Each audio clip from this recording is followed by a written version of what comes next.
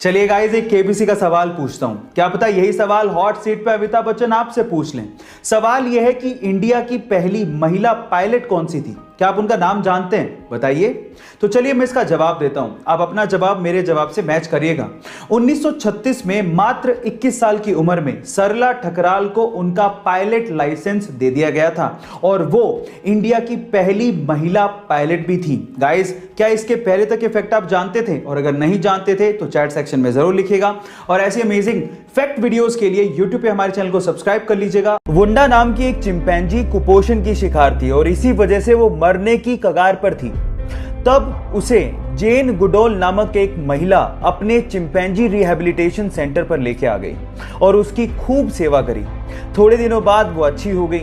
उसके बाद जब उसे वापस चिंपोंगा आइलैंड पर वो लोग छोड़ने गए और जैसे ही पिंजरा खोला तो वो चिंपैंजी हरियाली देख के और अपना घर देख के बहुत ज्यादा खुश हो गई और इतनी भावुक हो गई कि वो जेन के गले लगी और काफी देर तक उसके साथ चिपकी रही। वो उसे शुक्रिया कह रही थी। गाइस, अगर इंसानों को अपना अस्तित्व बचाना है तो हमें इन जानवरों को, पशु पक्षियों को, प्रकृति को बराबर का दर्जा देना होगा और उनकी केयर करनी होगी, तभी हम बच पाएंगे। गाइस, ऑस्कर अवार्ड पूरी ही दुनिया के सिनेमा कलाकारों के लिए सबसे बड़ा ड्रीम अवार्ड होता है, लेकिन मैं तो ये सोचता हूं कि जिस भी कलाकार को ये ऑस्कर अवार्ड मिलता होगा और उसके बाद स्टैंडिंग ओवेशन और तालियां मिलती होंगी तो शायद उसको जिंदगी में किसी और चीज की चाह रहती नहीं होगी, है ना? चलो मैं इससे रिलेटेड एक सवाल पूछता हूं। क्या आप ये जानते हैं कि ऑस्कर अवार्ड की हिस्ट्री में किस कलाकार को सबसे लंबा स्टैंडिंग ओवेशन दिया गया? तो चलिए मैं आपको इसका जवाब देता हूं।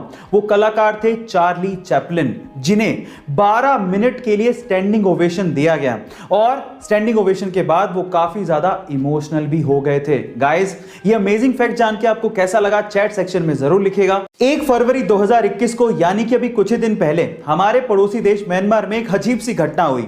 एक्चुअली हुआ कुछ यूं कि वहां की सेना ने म्यांमार में रातों रात तख्ता पलट कर दिया और वहां के शहरों पर कब्जा कर लिया और राष्ट्रपति समेत बड़े नेताओं को हिरासत में ले लिया गया।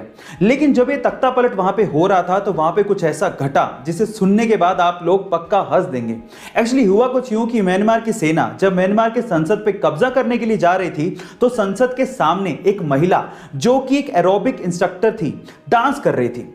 अब सेना अंदर कब्जा कर रही है लेकिन फिर भी उस महिला ने अपना एरोबिक डांस बंद ही नहीं किया। ओह माय गॉड, तल्लीनता हो काम में तो कुछ ऐसी हो, दुनिया इधर की उधर हो जाए लेकिन उस बंदी ने अपना काम बंद नहीं किया। अक्सर इंडिया में जब छोटे बच्चों को ओवरलोड किया जाता है तो उनके आसपास के लोग, इवन पेरेंट्स भी ये कहना शुरू कर देते हैं कि तो बहुत छोटा है, इस पे इतना प्रेशर देना ठीक नहीं है।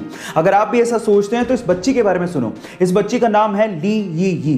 5 साल की छोटी सी बच्ची एक टेबल टेनिस प्लेयर है, चाइना से बिलोंग करती है और एक सोशल मीडिया सेंसेशन है और इनफैक्ट इसे लाखों लोग फॉलो भी करते हैं। पर सवाल यह है कि इतनी छोटी सी उम्र में इतना सब कुछ उसने अचीव कैसे किया? तो मैं आपको बताता हूं। इसके माँ बाप ये चाहते थे कि वो टेबल टेनिस प्लेयर बने, इसके लिए उसकी ट्रेनिंग शुरू की।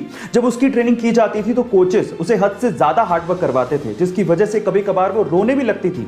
लेकिन कभी भी उसके माँ बाप ने और कोचेस ने उसे इमोशनल सपोर्ट दिया ही नहीं, क्योंकि वो जानते थे कि इमोशनल सपोर्ट देने से वो वीक हो जाएगी। और आज उस बच्ची को देख के कोई भी कह सकता है कि वो फ्यूचर में एक टेबल टेनिस स्टार बनेगी। गाइस, आप लोग याद रखिए कि कुछ पाने के लिए कुछ खोना पड़ता है, इसलिए डू वर्क हार्ड।